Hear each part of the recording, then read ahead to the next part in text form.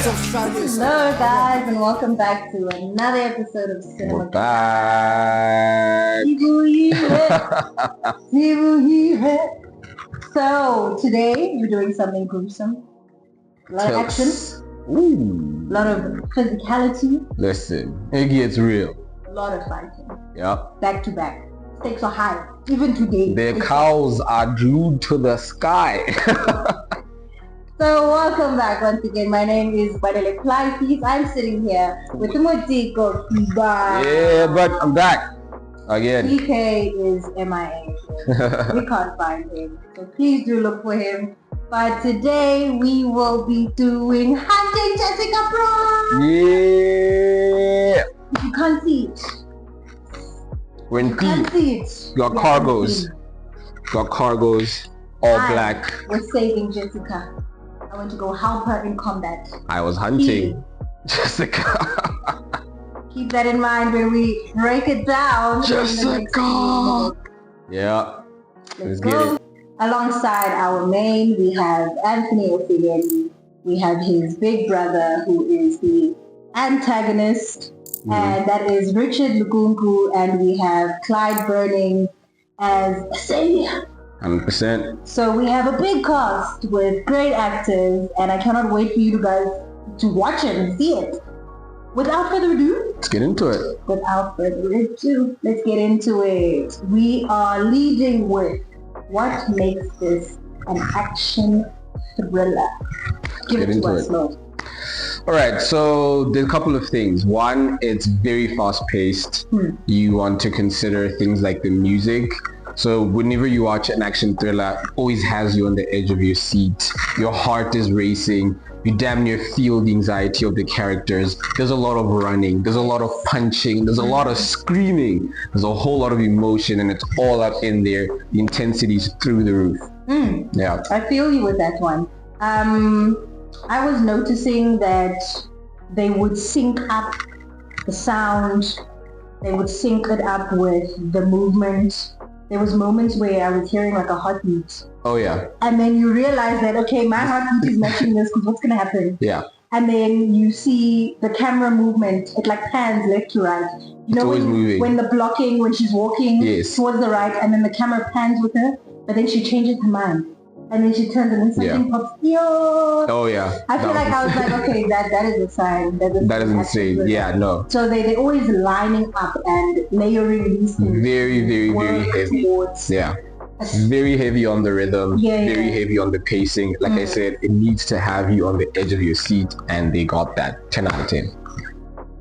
Next up, we have the lighting / mood and the color palette. Now, it's very important to note this, especially with action thrillers, right? You have two very common color palettes or themes, right? Yes. You either have the teal and orange, which is like the blue and orange, which they use for high contrast, or a green and orange. So orange is always like there, and the reason for this is to create very high contrast. And in particular with this particular film, the reason why they went for green and orange instead of a blue and orange is with it being shot in South Africa and what Danica's character is in the story, they wanted to give it a more naturalistic vibe. So the green really helps put you in that mood or feeling of like nature, earthy, gritty, all of that. And it also maintains a very, very, very high contrast. You can see it at night. You can see it during the day. Even her costume, if you check, always green. Like they nailed it. They made sure that they stuck to that color palette of green and orange. They got the contrast absolutely amazing. Even for the night scenes, I was like, dude, how did you set up these lights to freaking have this mood? It didn't matter whether it was interior, exterior. They absolutely nailed it. And it was contrasted, and it continued throughout the whole film. Like there was a moment where I'm like, it was very consistent and like clean. Yeah. I like that they added a bit of like smokiness. Yes, they definitely added haze. Is that haze. just No, so there's like a smoke machine that they use. So then they usually fill out the area and then like fan it out. That way it's not like moving. So it looks like dust. But no, don't worry. They're not having the actors breathing in actual dust. but it worked really great. And I think what's always great about gritty films is if you can make it have like grit but not look dirty, chef's kiss. And they did that. They did that so cleanly and so like, 100%. sophisticatedly, to a point where when I was watching, I was like, I like that the tone is bringing out the mood for me, because I was like, I can tell that it's gonna be dirty fights. Oh yeah, 100%. It's gonna be gruesome. Yeah. Because it's a warm light. Yeah. But it's not that warm comfortable. It's like a warm airy. There was a bit of dark textures here and there. And funny enough, on that note, and I was thinking about it when I was thinking about the film, I think last night actually, where if you notice in the film, when you talk about high contrast, especially with these colors, but even with the lighting integrated with the colors, what you notice is a lot of the time the light falls on Jessica's face and the villains are always backlit, you know what I mean? So I was like, whoa, and in every shot it's consistent, like the light showing off like, the darkness of the characters. 100%. So I love the way that they played with light. That was dope. They really balanced lighting, contrast perfectly. For that mood and for that tone. Loved it. The most brilliant thing I thought tied together so effortlessly was the way that they gave us the setting by showing us certain angles. Okay. Yeah. I know they wrote angle and for sure. Like, okay, this is angle. But like the way they shot it, you can tell. Okay, these houses are all close together. Close, yeah. The very small little, small little. What are these called? The bunkers, the shacks, everything is like in a space where there's just this tiny small alleyway to like zoom through. But also the way that it was at an angle and an incline, you can tell, well, okay, sharp. Yeah, you could tell that this was like a terrorist camp of sorts. Like they really put in the effort. Hide, especially because that was only for 15 minutes.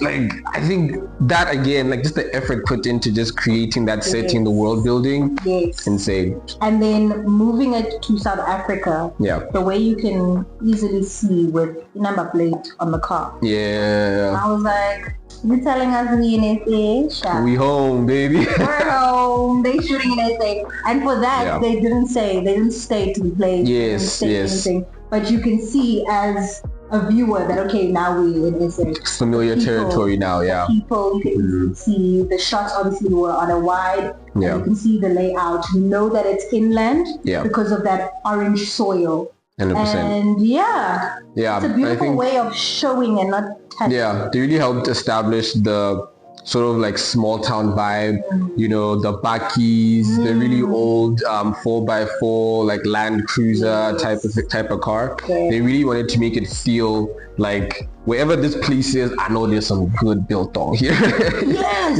All as you know, there's farms and it's inland. Literally. No, I love that. I love that. It was amazing. And then sound-wise, one thing that really stood out for me, and guys, watch it in cinemas. Don't say I didn't watch it in cinemas. The film, its sound was recorded as surround sound along with the sound design. So that basically means that if you have a surround sound set up at home or you're watching it in theaters, whenever like the action is peaking, there's shooting happening, you literally hear the ricochets all around you. Where they're fighting in the water, you hear the splashes all around you. They really paid attention into creating a very immersive experience for you when you watch it. And honestly, especially with like recording sound for surround sound and the post-production of it, you just know that not only was it like a fairly high budget film, but they really wanted to consider how they create the experience for the person viewing it, that you're not just watching this film, but you're here to experience it. Yeah, because it is created for cinema. So please do. Second a call, be there and go watch it. You literally will not be mad at anything. 100%. You won't lose nothing, but you'll gain a lot of excitement and a lot of fear. Because it's crazy. And just like that, we're at my favorite part, the camera work. Firstly, shout out to the cinematographer, Brendan Barnes. Fantastic choices made. And you know how I know he had a field day? He used a lot of crane shots, you know, because I think with action, it's very important to make the story feel like it's alive and the camera to also feel like it's alive and not just you're watching it from like a really far perspective. So you have like a lot of shots where you go from like a really, really high angle to putting you right in the action. So you kind of feel that journey down, and you can tell that they use a crane for it. There's a lot of handheld shots or simulated handheld shots to kind of give you that anxiety, because again, they're trying to have you at the edge of your seat. You know what I mean? It works. Dude, right? Works. And as far as the lenses, I think for me, what I noticed was they probably shot on like a Super 35 sensor. Okay, so what that basically means that, especially with cameras, you have multiple different sizes of sensors. So you have APS-C, APS-C, you have a full frame, and then you have a Super 35, which is typically standard for cinema. And what that just basically means is you have a much wider field of view, or image rather, for the camera to capture. Like an extreme wide. In theory, yes, but even on your super close shots, the field of view is wider. So yes, your close-up might be of, let's say, your eye, for example, but you can also see a little bit more than that. So what they really do is at every single point, it helps you get a sense of the world at all times. Whenever you're seeing, Jessica being hunted, you're always aware of who's chasing her, that she's basically prey at this point. You have a view of exactly. That. Granted, she a badass throughout this whole thing. You know what I mean? So yeah, the camera work very alive, very energetic. I think from there you can go into, I think the VFX came in really handy. It is an action film. Before we touch on the VFX, I wanted to say, when it comes to the camera work, what I truly enjoyed was the fact that sometimes we would be in the POV of Jessica. Oh yeah. So as a viewer, you're like shaking your boots right here. Like, I feel like the prey now. So you get that stress on behalf of Jessica. So I feel 100%. Like they had a dope way of drawing the viewer into the story, making you feel like you're part of it. Yeah. And that's the thrill in it. That's the thrill. 100%. VFX, what were you going to say? Yes. VFX, I think what always stands out for me, especially with cinematography, is how you sync the VFX with lighting. Because keep in mind, in set, when these guns are going off, they're literally just going doo, doo, doo, doo, doo, doo, doo, doo, doo, doo, doo. But they kind of have to coordinate that performance with the lighting so that there's a flash to kind of simulate when the guns go off. So to have that be in sync, have the amount of shots fired from the gun match up with the light flashing back at the people. Oh, dude, it was insane. It was absolutely crazy. Also, it just made my eyes like wide open. I just couldn't close. I'm like, if I blink, I'm gonna miss something. Yeah. That's what I think. That's the beauty of such an action thriller, when it like captivates you, when it captures you, and you just 100%. Can't look away. I have to go pee, guys. I didn't wanna because I was like, I swear I'm gonna come back and we're gonna be convicted. Yeah. But another thing, VFX. Did you see how the wounds look so realistic? Oh yes. Wounds. I was like, that worm coming out of that wound. I was gagging. That was crazy. And you had to take out, I was like, is it a worm? Is it a maggot? Like, what the hell was that? South African films, you are great. No. You are great, South Africa. And I feel like a lot of people don't see how great we are, because they're so stuck in like the Hollywood thing. Yeah, 100%. Also, when I touch on this a little bit later as well, but guys, I think it's also important to note that for the spectacle that it was, these guys had 6 weeks of production. So when you watch it and you see how grand it is, the use surround sound, the VFX, the camera work, always keep in mind that these guys had damn near just 2 months to shoot. Unheard of for an action film. 2 weeks to prep. Stunt work, every 2 weeks. Amazing. Like we said earlier, the layering when it comes to what makes this an action thriller, they obviously lined the camera movement with blocking. And with the blocking specifically to this action film, as you said, it's fast paced. Yeah. So I know that every stunt move and movement had to align with the gunshots you were mentioning earlier. Everything just had to tie in to make sense. Also remember that there's continuity, there's different shot angles. And when I tell you everything was so seamless, there's not one moment where I was like, these guys were on the clock. Like they really had to get that. So you imagine having to make sure that camera, sound, lighting, and stunt all sync up. And how dope were those stands? No. Shame. And even like during like the premiere, Danica was like, guys, I was thrown. Yeah. Like, I was thrown around. And we're like, really? Like we thought she was like, yeah, I mean, it's an action film, of course. Then you see it and you're like, whoa, like I was like 60% of the film she's on the floor. Yeah. I'm like, I would have had bruises by then. Dude.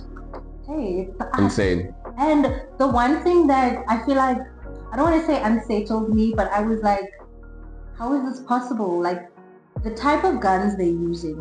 And heavy artillery. The possibility to shoot someone Yeah. was like very high, but they never got it. That's when I was like, Yeah. Yeah, you're like... But I feel like it made it more intense. Yes, I think it worked to really give you that sense of danger, because when it's obvious that they're going to miss or they have no possibility of getting her, you're like, yeah, she's fine.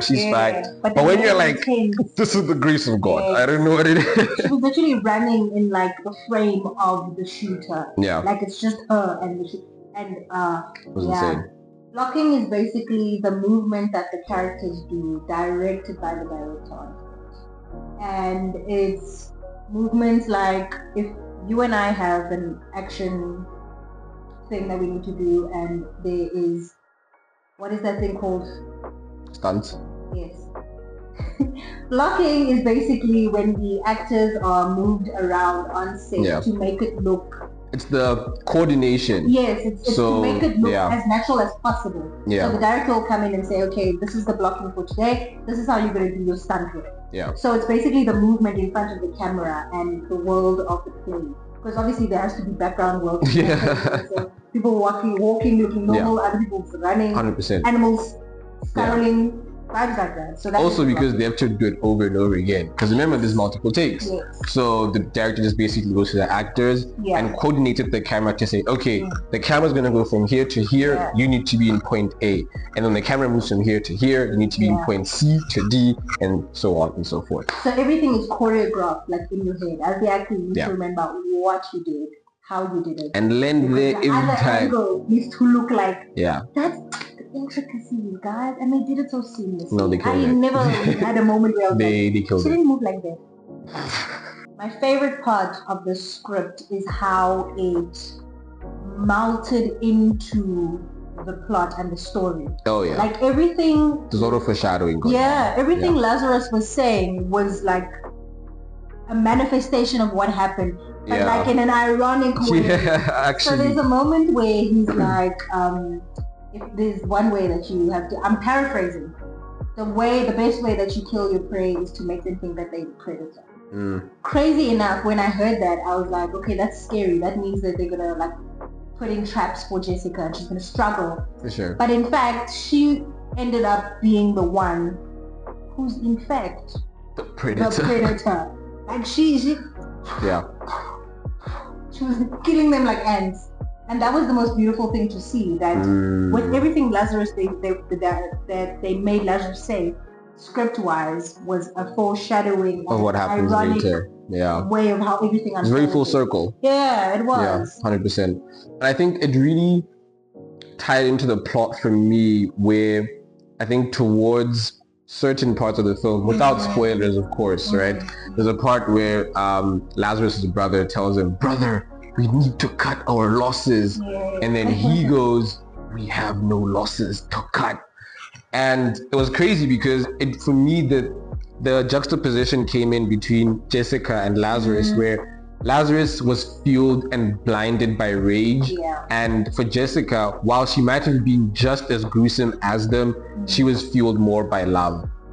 And with that, I think it gave her a certain level of clear-headedness. And I think that's, yes, exactly. Because in the beginning, she was working towards going back to her child. Yeah. So she was like, I need to survive for my child so I can go back to her. And then it switched to, I need to go save my child. Then it became, you're on underground. That's she's like, I'm pulling out. She's like, stuff. I wasn't going to do this. But you guys brought it out of me. I had no business doing this. Give me my baby. No. And you know, Mother Bear. Don't touch her cub. You don't mess with her cub. Who you dressed in?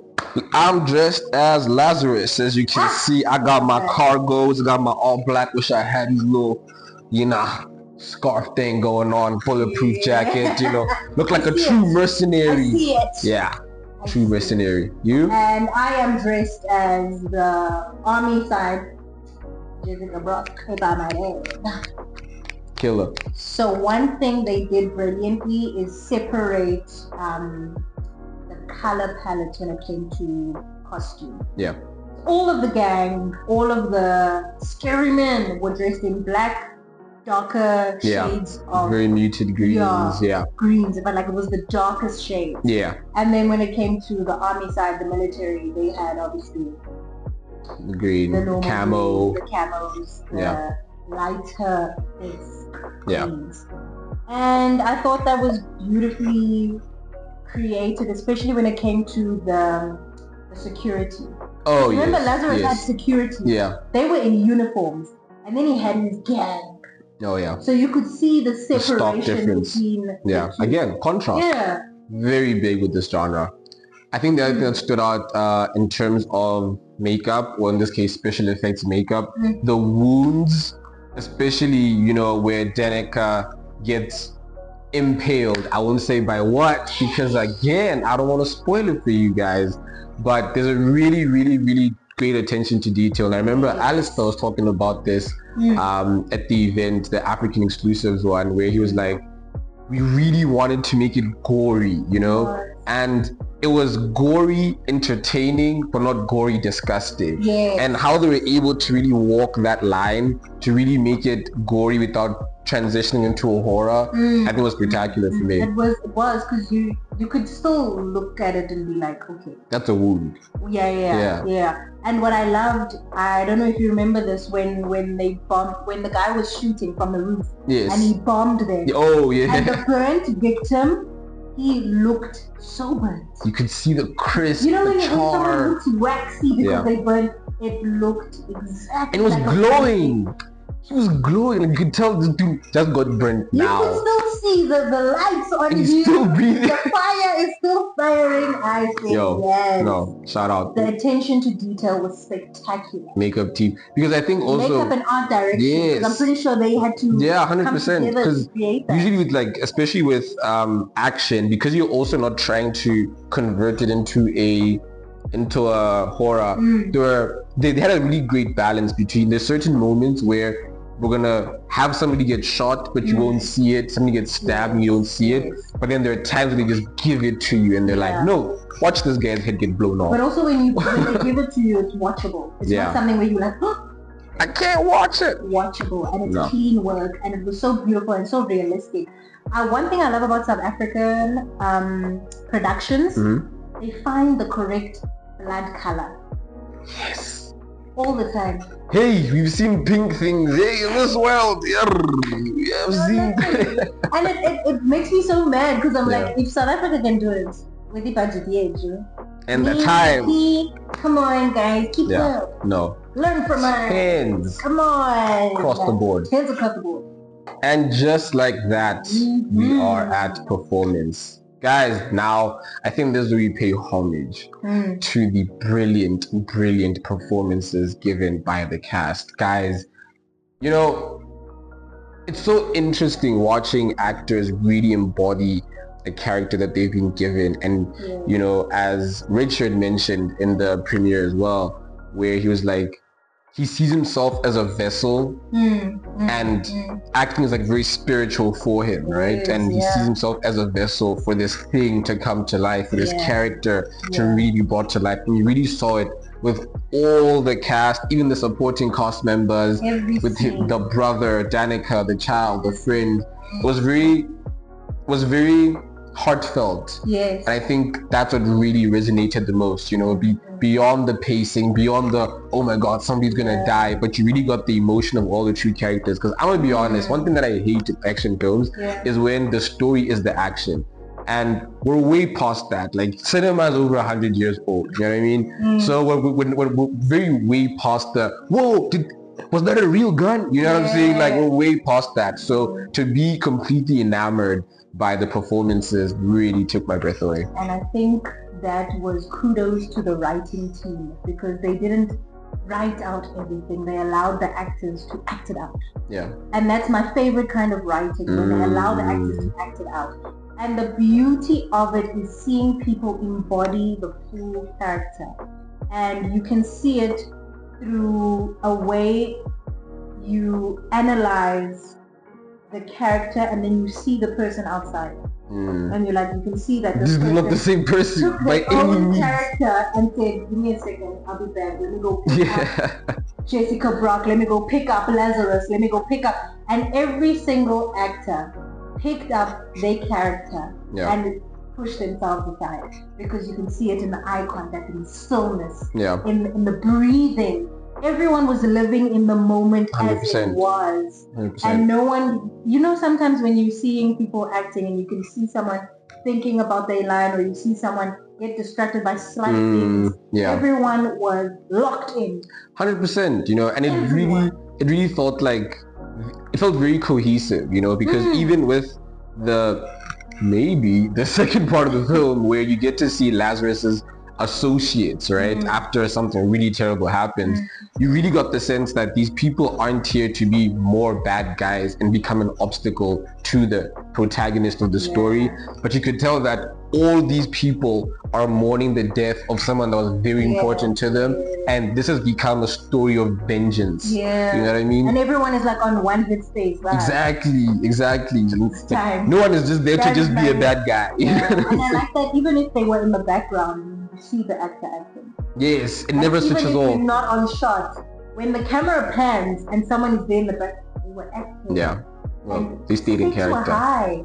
They kept us here. Cows. That's what I love. That's brilliant. That's on casting. That was amazing. Casted great actors. You getting your flowers today? I think the plot wasn't so heavily spoken about in the script. Yeah. So they do like small little alludings, like the scene where the guy is drunk and everyone's like, oh, it was Mateo. Mateo is drunk and he's stumbling, and it's quiet. Everyone has gone to sleep, and everyone in the cinema, you could hear a pin drop because it was just silence. Everyone just knew what was about to happen. Oh yes, very sinister. He entered. It's the way the camera was moving. It's the music also taking you there as the viewer. It's seeing the fright in Jessica's face. Just she knows. Also the way he slid in, he's there like, I said, okay. Also, I think he kind of alluded to it in the beginning, like before, during the daytime. Yeah. So when Lazarus went out to go hunt Jessica himself, and he's like, you're in charge. We all knew, oh no, you gave the wrong guy the reins. Yeah. So Mateo is like basically the I don't even know, I don't want to say he's the crazy one, but he's the wild card. Yeah, he's the wild card. Yes. But yeah, it was nice to see how they did that. Yeah. So, we're going to give the film a rating out of 10. Taking into consideration that they had 2 weeks to train, that they had a few months to shoot, I gave it a 9.8. Now I know I had my reserves when it came to Daniel having 9 lives, but I feel like as a whole, 9.8 without a doubt. And then Daniel's 9 lives is the makes sense. I think for me, I don't know if I'm being strict or lenient, but I'd say put into consideration. That's my thing, right? Come now. Can I be honest? Okay, so I think overall I have to give it like a solid 9, like a real solid 9, for a couple of reasons, right? Especially with it being like a narrative film and it being an action, for the amount of coordination that has to take place, the amount of stunt work needs to take place, the amount of prep that needs to take place, having to take into consideration things like continuity throughout all of the scenes, throughout all of the stunts. Things are being, you know what I'm saying, things are being broken. Yes, solid 9. Because, you know, shooting a narrative, granted, nobody wants to shoot a film rushed, you know what I mean? But to be able to execute something that is so technically demanding, physically demanding of the characters, to have everybody pour their heart and soul into it with such little time. All departments came through. It was insane. It was absolutely insane. 9 point. No, you know my thing is what? The only reason I wouldn't give it another 1 or 2 or 3 was a plot armor. It was a plot armor. And the thing about plot armor, okay, so for those who don't know, right? So plot armor is just basically when a story or the elements that are supposed to be against the protagonist in the story, they're kind of shielded from it. So maybe let's say somebody gets hit by a car, but then they survive it, or they get shot in the head, but then somehow they survive that. You know what I mean? So that kind of brought down the immersion for me just a little bit, you know. But I get it, for a blockbuster, especially so many years into cinema being a thing, it's very hard to really stand out as a blockbuster. And sometimes you want to have a little element that's going to keep you in people's heads. You know, now we talk about somebody dying hard, you know, now we're going to think about Hunting Jessica Brok. We're not now going to think about an early 2000s film of a guy called Die Hard. Now they've kind of cemented themselves as a reference for that. And I think as far as entertainment value, they nailed it. They knew what they were going for, and that's why it's also a very strong rating, because I think it was a very intentional decision. And kudos to the entire production team. But yes, for me, definitely 9. It was an amazing film. Go check it out in cinemas. I might watch it again. Subscribe to our YouTube channel right now. Put on notifications and like. Send it to your family and friends. We are Cinema Club. Thank you so much for tuning in. It's been fun. It's been real. Yeah.